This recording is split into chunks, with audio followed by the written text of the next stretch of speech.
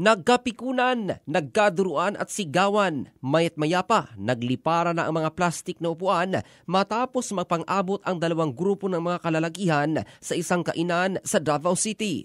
Ang viral video na ito ay kuha ng isa sa mga customer sa isang mamihan sa Roxas Boulevard Rotonda ng lungsod madaling araw noong nakaraang Sabado, Abril 13 ng taon. Sa ulat, nagkaselosan umano ang mga lalaking naugnay sa gulo hanggang sa nagkampihan ang kani-kanilang mga kaibigan at humantong na nga sa pisikalan.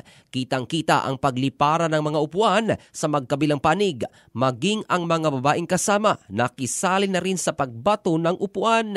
Ang ibang mga customer na nais lang sanang kumain ng mami ay nadamay at nagsialisan sa kani-kanilang lamesa para hindi madamay at matamaan sa gulo.